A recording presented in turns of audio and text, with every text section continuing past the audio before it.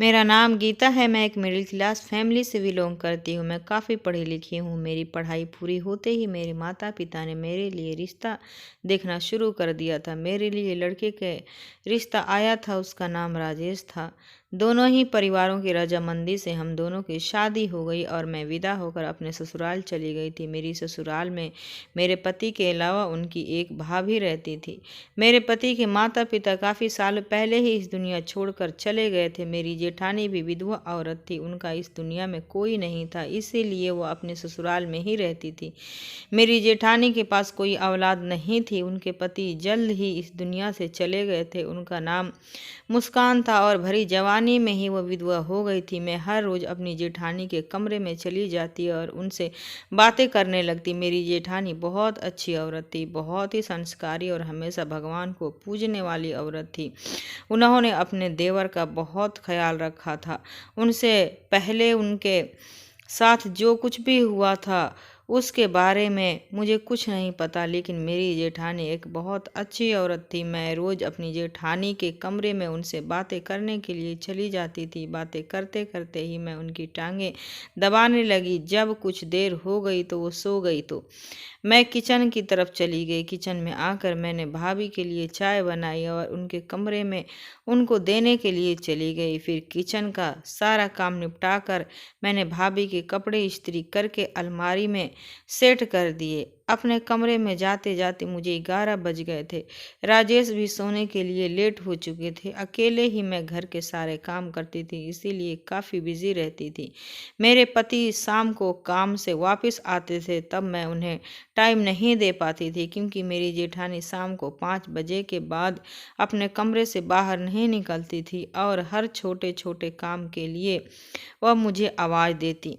मुझे अपनी जेठानी के काम करके बड़ी खुशी मिलती थी। मैंने उनसे कहा रखा था कि आपको बेड से अपना जो भी कदम नीचे उतरने की कोई ज़रूरत नहीं, मैं आपका सारा काम खुद ही कर दिया करूँगी। मेरी बात सुनकर मेरी जेठानी बहुत खुश हो गई थी और मुझे आशीर्वाद देने लगी थी। मुझे आशीर्वाद देते ही तो चाहिए थे कि देखते ही देखते हमारी शादी के 1 साल हो गए, मगर अभी तक मुझे कोई बच्चा नहीं हुआ था। मेरी जेठानी बहुत संस्कारी औरत थी। मेरे पति कहते थे कि भाभी से आशीर्वाद ले लेना और तुम उनसे अपने लिए प्रार्थना करवाया करो। वो जो प्रार्थना करती हैं भगवान उनकी प्रार्थना को बहुत जल्दी सुनते हैं, इसीलिए तुम उनसे आशीर्वाद लेती रहा करो। हमारे पड़ोस में भी मेरी जेठानी का बहुत नाम था। किसी का भी बच्चा बीमार होता तो वह लोग मेरी जेठानी से अपने बच्चे को आशीर्वाद दिलवाने के लिए लेकर आते थे। मेरे पति ने भी कह रखा था कि अगर तुम मुझे खुश रखना चाहती हो तो मेरी भाभी को खुश रखना पड़ेगा और हमेशा उनका ख्याल रखना पड़ेगा। इसीलिए मैं बहुत अच्छे तरीके से चल रही थी, मगर इन सब से मेरा और मेरी जेठानी का रिश्ता कुछ मुरझा रह गया था। फिर एक दिन कुछ ऐसा हुआ जिसने मेरी ज़िंदगी को हिला कर रख दिया था और मुझे हैरान कर दिया था और मुझ पर यह राज भी खोल दिया था कि मुझे इस दुनिया में सबसे ज़्यादा किससे नफ़रत करना है। मैं अपनी जेठानी को रोज़ रात को पैर दबाया करती थी। एक दिन जब मैं अपनी जेठानी के पैर दबा जा रही थी कि रात के 11 बज गए थे। मैं कुछ टाइम से नींद न आने की मरीज बन गई थी, इसीलिए मैं नींद की दवाई खाकर सोने लगी थी। मैंने अपनी दवाइयाँ वाला डब्बा उठाया तो यह देखकर तो मैं परेशान हो गई थी कि इसमें तो मेरी नींद की दवाई नहीं थी। मेरी नींद की दवाई ख़त्म हो चुकी थी। रात का टाइम था, इसीलिए मैं अपनी दवाई का अरेंजमेंट भी नहीं कर सकती थी। अब मुझे नींद नहीं आ रही थी। जब मैं इतनी पहाड़ जैसी लंबी रात किस तरह से काटूंगी। मेरे पति भी सो चुके थे। मैंने डरते डरते अपने पति को जगाने की कोशिश की, लेकिन उनकी तरफ से कोई जवाब नहीं आया। शायद वो बहुत गहरी नींद में थे, इसीलिए वह उठ नहीं पाए। वह तो इतनी गहरी नींद में सो रहे थे कि उनकी खर्राटें कमरे में गूंज रही थी। मैं भी सारे दिन की थकी हुई थी, इसीलिए लेट गई। मैंने सोचा कि मैं लेट जाती हूँ, शायद थकान की वजह से मुझे बिना दवाई के ही नींद आ जाए। मगर रात के 3 बज चुके थे। लेटे लेटे मेरी कमर खुद दुख हो गई थी, लेकिन मुझे नींद नहीं आ रही थी। इसीलिए मैं तंग आकर उठकर बैठ गई। मैं बोर हो रही थी, इसीलिए मेरे दिमाग में ख्याल आया कि मैं भाभी के कमरे में जाकर उनके पास बैठ जाती हूँ। मेरी जेठानी कहती थी कि मैं तो सारी रात जगती रहती हूँ, मुझे नींद कम ही आती है। मैंने सोचा कि चलो मैं उनके पास ही जाकर उनके कमरे में अपना टाइम पास कर लेती हूँ। मेरी जेठानी के कमरे में एक मंदिर बना हुआ था। वह भगवान के आगे बैठकर हमेशा पूजा करती रहती थी। मैं उनके कमरे से निकलकर जैसे ही अपनी जेठानी के कमरे की तरफ बढ़ी तो मर्द की बोलने की आवाज़ आने लगी। अचानक ही मेरे बढ़ते हुए कदम यह आवाज़ सुनकर रुक गए थे। यह कैसे हो सकता था कि मेरी जेठानी के कमरे से किसी मर्द की बोलने की आवाज़ आ रही थी। मुझे लगा कि यह सब मेरा वहम हो सकता है, इसीलिए मैं थोड़ा और आगे बढ़ गई। तभी उस मर्द ने मेरी जेठानी का नाम लिया। वो मेरी जेठानी के नाम मुस्कान पुकार रहा था। अब तो मुझे पक्का यकीन हो गया था कि यह आवाज़ मेरी जेठानी के कमरे से ही आ रही थी। मुझे अजीब सी खुशी हुई, न जाने क्यों, मगर मेरे दिल को अचानक से सुकून आ गया था। मैं अपने उल्टे पैर से अपने कमरे में वापस आ गई थी और अपने पति राजेश को उठाने लगी। अचानक वो भी बौखलाकर उठ गए थे। मैंने उनसे कहा कि जल्दी उठो, भाभी के कमरे में किसी मर्द की बोलने की आवाज़ आ रही है। उनके कमरे में कोई मर्द आया हुआ है। यकीनन उन्होंने अपना किसी आशिक को घर बुलाया होगा, वो भी रात के इस टाइम। क्या मतलब बनता है किसी आदमी के आने का। मेरे पति एकदम गुस्से में आ गए थे और कहने लगे, गीता, मैं तुम्हारी जुबान खींच लूँगा। और तुमने मेरी माँ जैसी भाभी पर कोई भी गलत आरोप लगाने की कोशिश की तो इसीलिए सोच समझकर मेरी भाभी के लिए कुछ भी बोला करो। मैंने अपने हाथ से अपने पति के हाथ पकड़कर उठाया और उन्हें बाहर की तरफ खींचने लगी और कहा कि एक बार मेरे साथ तो चलो, अपनी आंखों से सब कुछ देख लो। मेरे पति तो मुझे खा जाने वाले नज़रों से घूर रहे थे और मेरे साथ साथ मेरे पीछे चलने लगे। मैंने एकदम से भी अपनी जेठानी के कमरे में दरवाज़ा खोल डाला ताकि मेरी जेठानी को संभलने का मौका ना मिल सके। दरवाज़ा खोलने के बाद मैं और मेरे पति सामने देखकर हैरान रह गए थे। मेरी जेठानी भगवान जी की मूर्ति के आगे हाथ जोड़कर बैठी हुई थी और प्रार्थना करने में बिजी थी। फिर जेठानी ने जब पीछे मुड़कर देखा तो हम दोनों को सवालिया नज़रों से घूर रही थी। मैं उन्हें देखकर घबरा गई थी। मैंने कहा, भाभी, मैं आपके सर दर्द की गोली लेने आई थी, मेरे पास नहीं है, शायद आपके कमरे में मौजूद हो। जेठानी ने मेरे पति को अपने नज़दीक बुलाया और मेरे पति के उनके पास नहीं गए और कमरे से बाहर निकल गए, जबकि मैं अपनी जेठानी के कमरे के अंदर चारों तरफ देख रही थी। आखिर वह मर्द कहाँ जा सकता है। अरे, जेठानी एकदम से गुस्सा होकर कहने लगी, तुम अब जाओ यहाँ से, यहाँ पर क्यों खड़ी हो, मेरा मुंह देख रही हो, रात को आकर मेरी प्रार्थना में खलल डाल रही हो। मेरा दिल भी उनको देखकर बहुत डर गया था। पहले दिन से ही मेरी जेठानी ने मेरे दिल में अपने लिए डर पैदा कर दिया था। मुझे उनसे कुछ भी पूछने की हिम्मत नहीं होती थी। मैं डरते डरते अपने कमरे में चली गई थी। जैसे ही कमरे के अंदर दाखिल हुई तो मेरे पति ने मेरे मुंह पर जोरदार थप्पड़ मारा और कहने लगे कि मैं तुम्हें अभी और इसी टाइम घर से निकाल दूं। मैंने तुमसे शादी की है, पहली रात ही यह बात कही थी कि तुम्हें मेरी भाभी का ख्याल रखना है और भाभी कभी भी अगर अपनी भाभी के बारे में कोई उल्टी सीधी बात सुन ली तो मैं तुम्हें बख्शूंगा नहीं। लेकिन मैं तुम्हें एक आखिरी मौका देता हूँ। मौका इसीलिए दे रहा हूँ क्योंकि तुम मेरी भाभी की पसंद हो। लेकिन आज के बाद अगर तुमने अपनी ज़ुबान से ऐसी वैसी कोई भी बात अपने मुंह से निकाली तो मैं तुम्हें डिवोर्स देकर इस घर से निकाल दूंगा और मुझे इस बात का कोई अफसोस नहीं होगा कि मैं तुम्हें डिवोर्स देकर घर से निकाल दिया है, समझी। मैं तो अपने पति की यह सारी बातें सुनकर हैरान रह गई थी और पूरी तरह से डर गई थी। गौरव एक बार फिर सोने के लिए लेट गए थे, जबकि मैं अपने कमरे के कोने में बैठी हुई चुपके चुपके रो रही थी। आज मेरे पति ने मेरी जेठानी की वजह से इतनी बड़ी बात कह दी थी। अगर मुझसे गलती हुई थी तो वह मुझे डांट भी सकते थे, लेकिन उन्होंने गुस्से में आज इतनी बड़ी बात कह दी थी कि मुझे अपनी जेठानी पर बहुत गुस्सा आने लगा। अब मुझे अपनी जेठानी से नफरत हो रही है।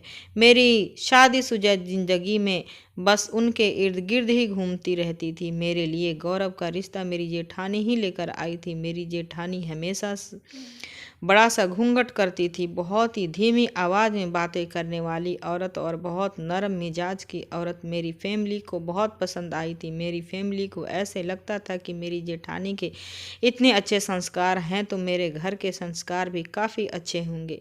इसी तरह से इनका देवर भी बहुत अच्छा होगा। यही सब देखते हुए मेरे फैमिली ने मेरी शादी यहाँ कर दी। मेरी फैमिली को तो यह रिश्ता बहुत ही पसंद आया था, इसीलिए उन्होंने कुछ भी नहीं सोचा था और बिना सोचे समझे ही हाँ कर दी थी। मेरी फैमिली का कहना था कि ना तुम्हारी ससुराल के सास है और ना ससुर है ना नंद है, सिर्फ एक जेठानी ही तो है, वो भी इतनी अच्छी और संस्कारी औरत है, सारा सारा दिन भगवान के प्रार्थना में लगी रहती है। तुम अगर अपनी जेठानी को बेड पर बैठाकर खिलाओगी तो भी तुमसे के लिए प्रार्थना ही करेगी। बहुत अच्छी औरत है, कभी उसके दिल को तकलीफ न पहुंचाना, हमेशा अपनी जेठानी को अपने सास समझकर उसके इज्जत करना। बेचारी ने अपनी ज़िंदगी में बहुत कुछ झेले हैं। शादी के शुरू के दिनों में ही बेचारी विधवा हो गई है। वो काफ़ी टाइम से अपने देवर का ख्याल रख रही है, इसीलिए तुम अपनी जेठानी का बहुत ख्याल रखना। मैंने अपने माता पिता को अच्छी तरह से समझ लिया था। शादी की पहली रात ही मेरे पति ने मुझे यही समझाया था कि मेरी भाभी को हमेशा ख्याल रखना। मेरी भाभी मेरे लिए माँ की तरह है। अगर तुम उनका खुशी रखोगी तो समझो कि मैं तुमसे बहुत खुश रहूँगा। राजेश की कही एक एक बात मेरे दिमाग में आज तक लिखी हुई थी। तब से ही मैंने अपनी जेठानी का हमेशा ख्याल रखना, उनके हमेशा सेवा की और अपनी जेठानी को ही अपना सब कुछ मान लिया था। राजेश उठते बैठते मेरी तारीफ करते रहते थे, मगर शाम को जब गौरव ऑफिस से घर आते तो काफ़ी घंटों तक अपनी भाभी के कमरे में बैठे रहते। अगले दिन भी कुछ ऐसा ही हुआ। शाम को जब राजेश ऑफिस से आए तो अपनी भाभी को कमरे में बैठ गए और लगभग 2 घंटे बाद भाभी के कमरे से निकल आए।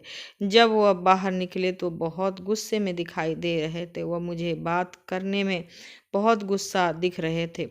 मैंने उनसे वजह पूछी तो कहने लगे, शायद वो सब बातें तुम भूल गई हो जो मैंने शादी से पहले तुम्हें कही थी। मैंने कहा था कि मेरी भाभी का ख्याल रखना, अगर तुम भी बहुत ही लापरवाह हो। उनकी यह बात सुनते ही मेरा दिल टूट गया था। मुझे खूब रोना आ रहा था कि न जाने मेरी जेठानी को मेरी कौन सी बात बुरी लग गई है। मुझे यह डर था कि कहीं राजेश मुझसे नाराज न हो जाए। मैंने दोबारा से अपनी जेठानी की सेवा रात करना शुरू कर दिया था। भगवान की कृपा थी कि मेरे पति मुझसे दोबारा इम्प्रेस हो गए थे और अब सब कुछ नॉर्मल हो गया था। एक दिन मैंने अपने पति से जिद की कि मुझे बाहर डिनर के लिए ले चलें। जब से हम दोनों पति पत्नी में शादी हुई थी तब से हम कहीं बाहर घूमने नहीं गए थे। हालांकि हमारी शादी को अब 1.5 साल हो चुका था।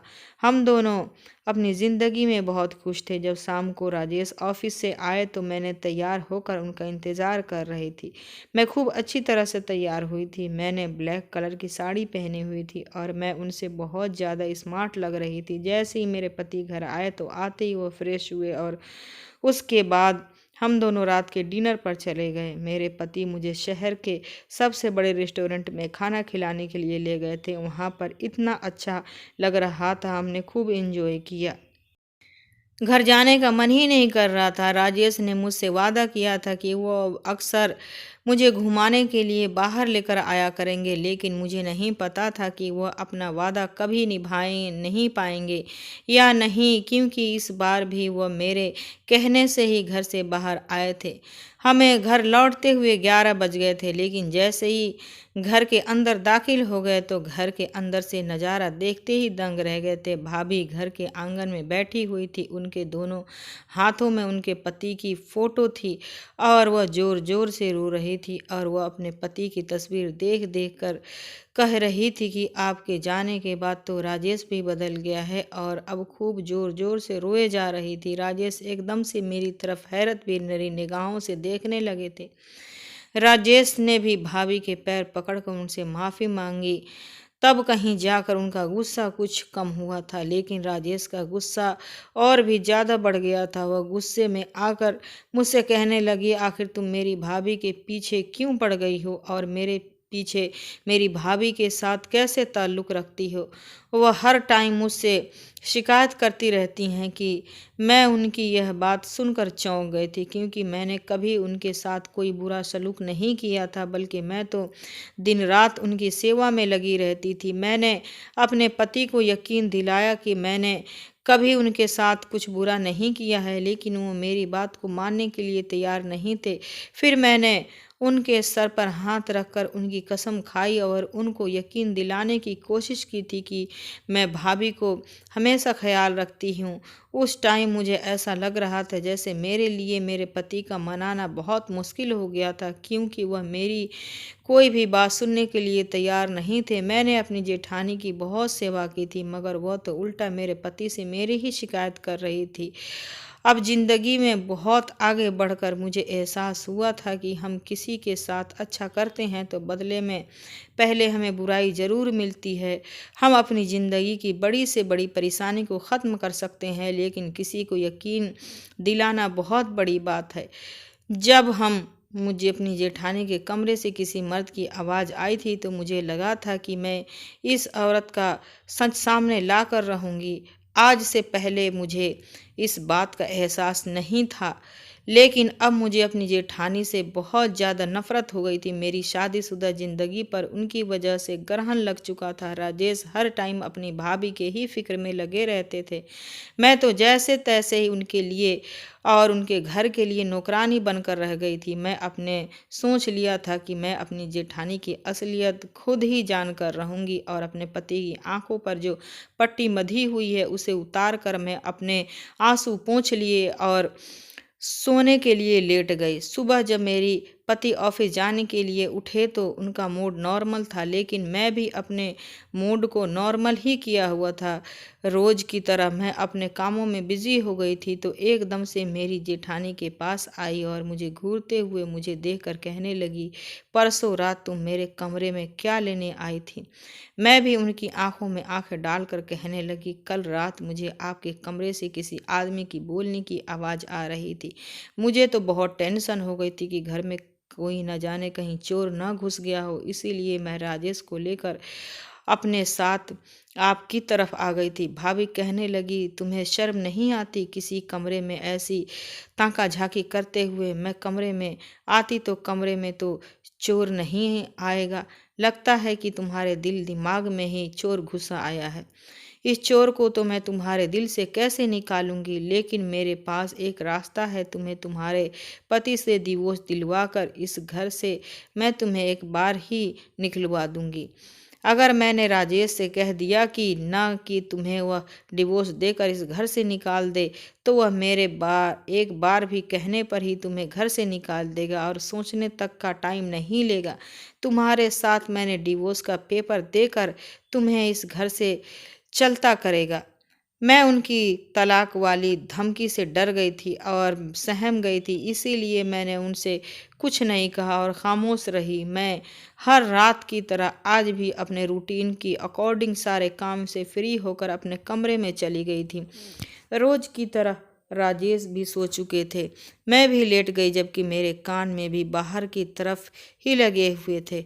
मैं हर आहट पर चौंक सी जाती थी। फिर जब रात के 2 बजे तो मैं घड़ी बड़ी हिम्मत करके चुपके चुपके पाँव उठाकर अपने कमरे से बाहर निकल आई थी कि कहीं मेरे पति को न पता चल जाए कि मैं अपनी जेठानी के कमरे की तरफ जा रही हूँ, वरना वह मुझसे अब की बार पहले से भी ज़्यादा नाराज़ हो जातेंगे। मैं धीरे धीरे अपनी जेठानी के कमरे की तरफ बढ़ती गई। मैंने अपने कान उनकी खिड़की से लगा लिए थे। मुस्कान भाभी किसी से बातें कर रही थी, कह रही थी कि मैं बड़ी मुश्किल से अपने दिन गुजार रही हूँ। मुझे हमेशा इंतज़ार होता है कि कब रात होगी और कब तुम मुझसे मुलाकात होगी। फिर किसी आदमी के बोलने की आवाज़ मेरे कानों में आने लगी। वह आदमी कह रहा था कि मुस्कान, मेरा भी यही हाल होता है, काश हम दोनों एक साथ रह सकते। मैं इतना ही सुनकर अपने कमरे में वापस लौट गई थी, क्योंकि मेरा शक अब दूर हो चुका था। मेरी जेठानी का कैरेक्टर सच में बहुत खराब था। वह कोई संस्कारी औरत नहीं थी, बल्कि वह तो संस्कार के नाम पर ड्रामा कर रही थी। अब मैं अपनी जेठानी का असली चेहरा अपने पति को दिखाना चाहती थी, मगर यह काम दुनिया का सबसे मुश्किल काम लग रहा था, क्योंकि वह अपने भाभी पर अंधा एतबार करते थे। वह तो अपनी भाभी को अपनी माँ समझ बैठे थे और समझते थे कि उनकी उम्र निकल गई, इसीलिए वह कोई भी गलत काम नहीं कर सकती। जब सुबह हुई तो राजेश के चेहरे पर अब भी 12 ही बज रहे थे। उनका मूड मेरी तरफ ज़्यादा अच्छा नहीं था।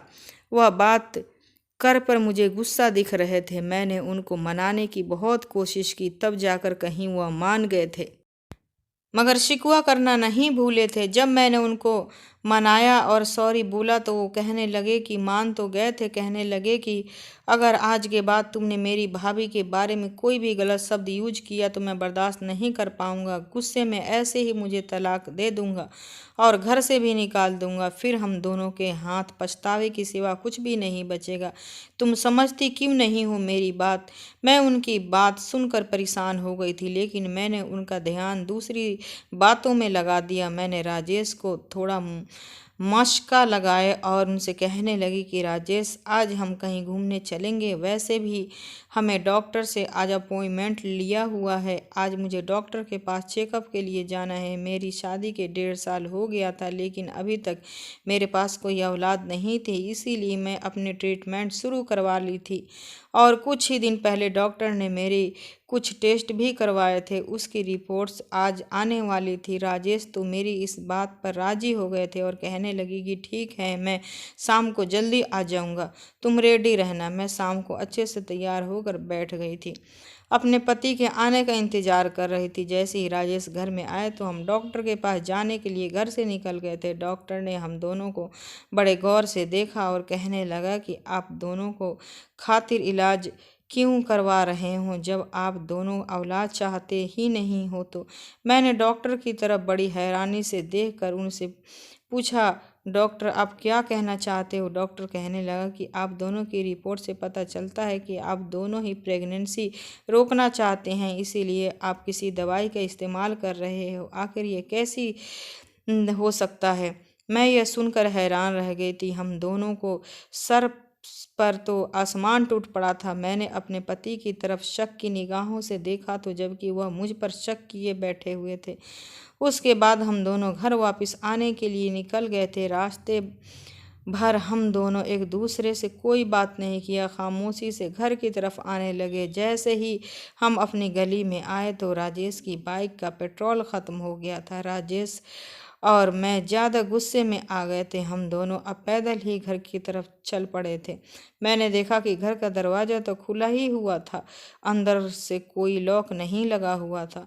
हम दोनों जब घर के अंदर चले गए तो भाभी के कमरे से उनकी बोलने की आवाज़ आ रही थी। तभी हम दोनों आंगन में ही रुक गए और उनकी आवाज़ सुनने की कोशिश करने लगे। भाभी कह रही थी कि जल्दी करो, मैं अपना सामान पैक कर रही हूँ। आज मैं इस घर को हमेशा हमेशा के लिए छोड़कर चली जाऊंगी। फिर तभी किसी मर्द की आवाज़ आई। वह कह रहा था कि हाँ मुस्कान, इससे पहले कि तुम्हारा देवर और देवरानी वापस लौट आए हम यहाँ से निकल जाते हैं। मेरे पति भी यह सारी बातें सुन रहे थे।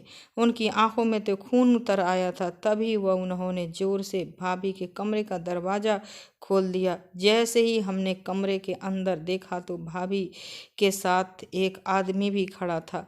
मैं भी राजेश के साथ साथ ही भाभी के कमरे में चली गई। राजेश ने उस आदमी को गिरेबान पकड़ लिया। राजेश ने उसकी बुरी तरह से पीटना शुरू कर दिया था। थप्पड़ ही थप्पड़ मारने लगे और उसको मार मार कर उसकी हालत ख़राब कर दी, जबकि भाभी उसे आदमी को बचाने की हर तरफ से कोशिश कर रही थी। फिर वह कहने लगी, राजेश एक बार मेरी तरफ बात सुन लो।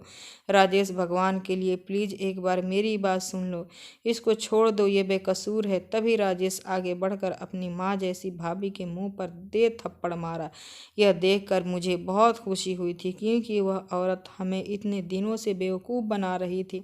वह आदमी तो सोफे पर जा गिरा था और भाभी भी पूरी तरह से रो रही थी। मैं एकदम से घबरा गई थी कि आखिर आज मेरे पति ने अपनी भाभी पर कैसे हाथ उठा लिया।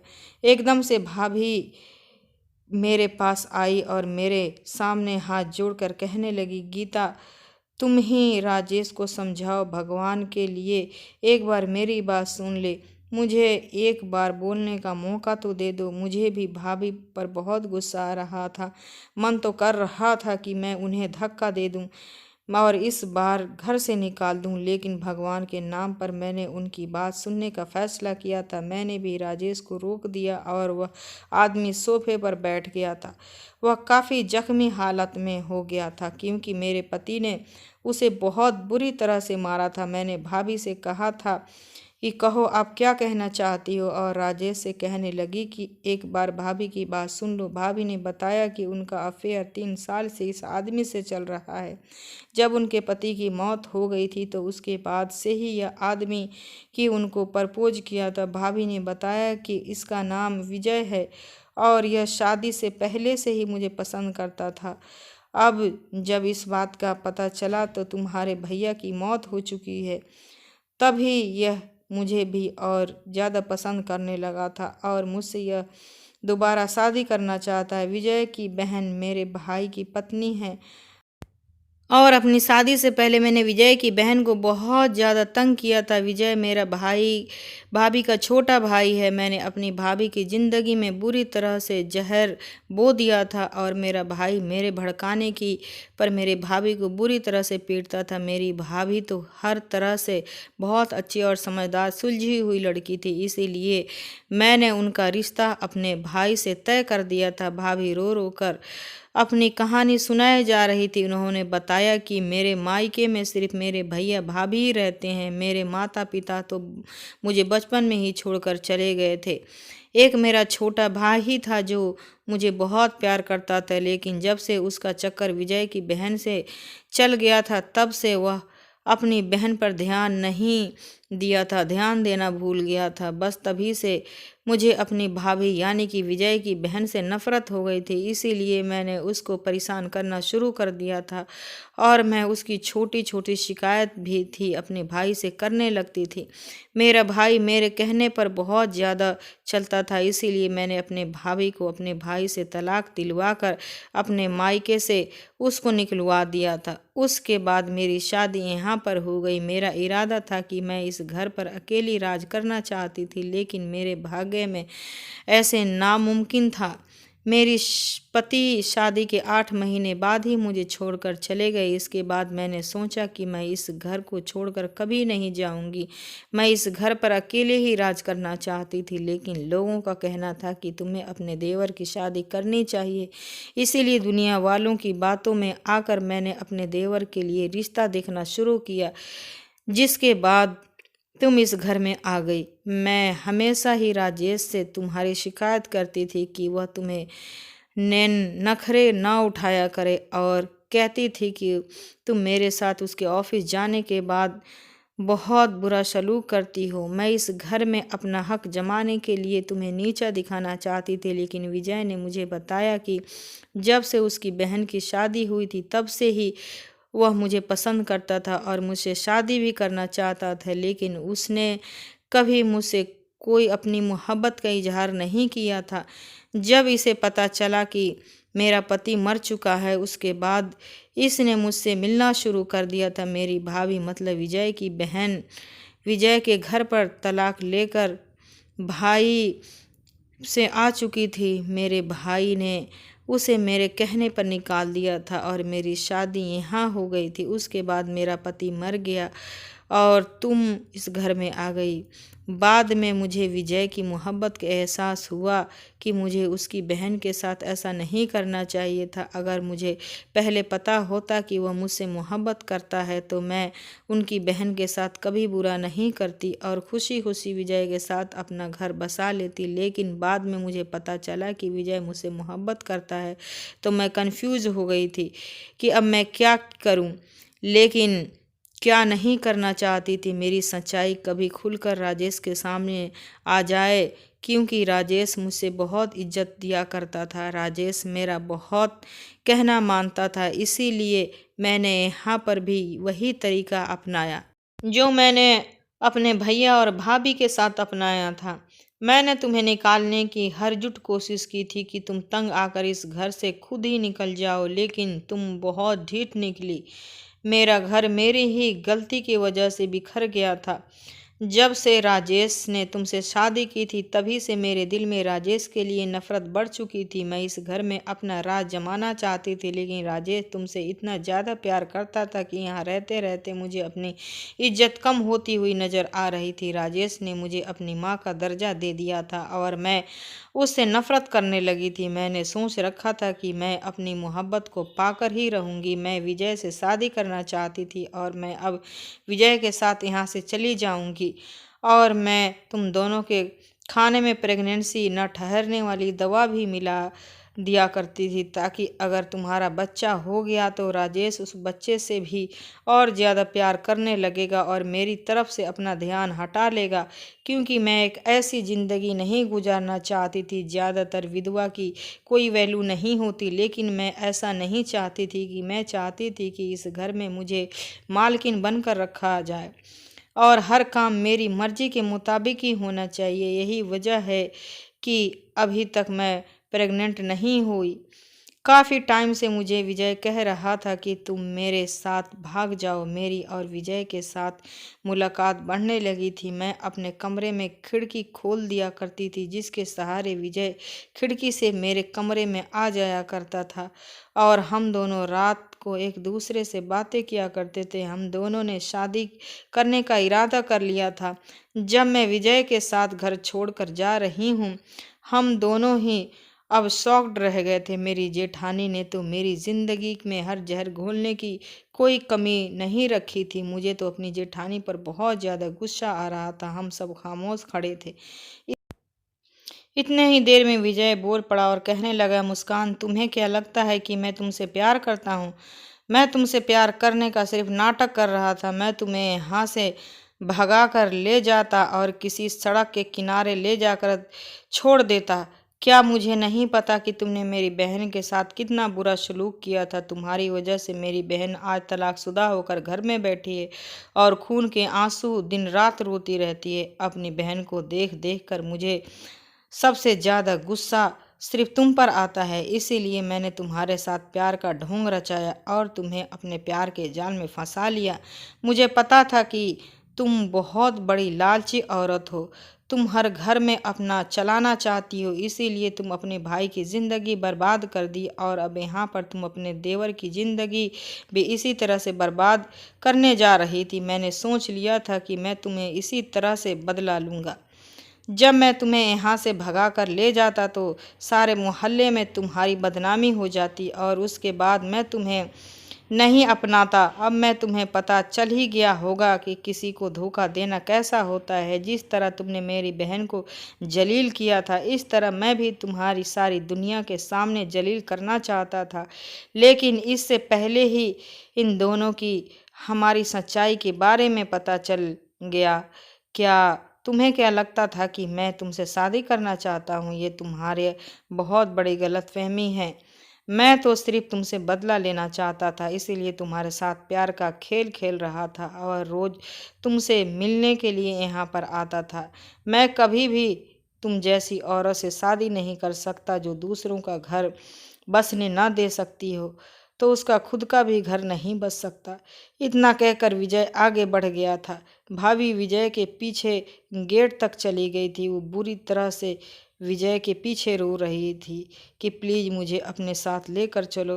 तुमने मुझे बहुत बड़ा धोखा दिया है। मैंने तुम्हारी बहन के साथ जो भी किया उसके लिए मुझे माफ़ कर दो, लेकिन प्लीज़ मुझे एक्सेप्ट कर लो। लेकिन विजय ने उनकी एक न सुनी और उन्हें धक्का देकर घर से निकाल दिया। उसके बाद राजेश ने भाभी का हाथ पकड़कर उनको कमरे का अंदर बंद कर दिया। वो हैरान थे। उन्होंने अपने भाभी को अपनी माँ के समान समझा था, लेकिन उनकी भाभी उनकी ही ज़िंदगी में जहर घोल रही थी। इस हादसे के 3 दिन के बाद मेरे पति ने मुस्कान भाभी की शादी 50 साल के आदमी के साथ करने का फैसला कर लिया था। भाभी यह शादी करने के लिए तैयार नहीं थी, लेकिन मेरे पति ने कह दिया था कि अब मेरे भैया इस दुनिया में नहीं हैं, इसीलिए इस घर में और जायदाद में आपका कोई हिस्सा नहीं है। इसीलिए अब तुम इस घर में और नहीं रह सकती। मैं तुम्हें ऐसी सड़कों पर बर्बाद होने के लिए नहीं छोड़ सकता। तुम औरत हो, इसीलिए तुम्हारी इज्जत कर रहा हूँ। इस आदमी से शादी कर लोगी तो तुम्हारा घर बस जाएगा, वरना मैं तो तुम्हें धक्के मारकर इस घर से निकाल दूंगा। तुम्हारा अपना कोई नहीं है, यह बात मैं अच्छी तरह जानता हूँ। इसीलिए मैं नहीं चाहता था कि मैं तुम्हें दर दर की ठोकर खाने के लिए छोड़ दूँ। तुम्हारे लिए बेहतर यही होगा कि तुम चुपचाप शादी कर लो और अपना घर बसा लो। मेरी जेठानी अब हार मान गई थी, इसीलिए उन्होंने शादी करना बेहतर ही समझा और चुपचाप उस 50 साल के आदमी के साथ शादी कर ली। राजेश ने उनको विदा करते टाइम उनसे कहा कि आज के बाद उनका और मेरा जो रिश्ता था वो ख़त्म हो चुका है और अपना घर बसा लो, इसमें तुम्हारी भलाई है। अगर तुम यहाँ वापस मेरे घर आ गई तो मैं तुम्हें घर में नहीं रखूँगा, क्योंकि अब इस घर में कुछ भी नहीं है जो तुम्हारे लिए बाकी रह गया है। इस घर के दरवाजे तुम्हारे लिए हमेशा हमेशा के लिए बंद हो गए हैं। भाभी रोते हुए अपने पति के साथ चली गई। भाभी के जाने के बाद मेरे पति ने मुझसे हाथ जोड़कर माफ़ी मांगी। मैंने अपने पति को माफ़ कर दिया था। अब मैं अपने पति के साथ बहुत खुश टाइम बिताने के बाद एक प्यारी सी बेटी को जन्म दिया। भाभी से हमारे सारे नाते रिश्ते ख़त्म हो गए। अब मैं अपने ससुराल में बहुत खुशी खुशी रह रही थी। मेरी सारी ज़िंदगी की खुशियाँ भर गई थी। मेरे पति मुझसे बहुत प्यार करते थे। इंसान जैसा करता है वैसे ही अपनी ज़िंदगी में भी भुगत लेता है। ऐसे ही कुछ मेरी जेठानी ने भी किया था। विजय उनसे सिर्फ बदला ले रहा था और उसका बदला पूरा होते ही उसने भाभी को छोड़ दिया था। अब शायद भाभी अपनी ज़िंदगी में खुश हो, लेकिन उन्होंने जो कुछ भी किया वह गलत था। दोस्तों, ये वीडियो कैसा लगा कमेंट में ज़रूर बताना। वीडियो को लाइक और सब्सक्राइब ज़रूर करना।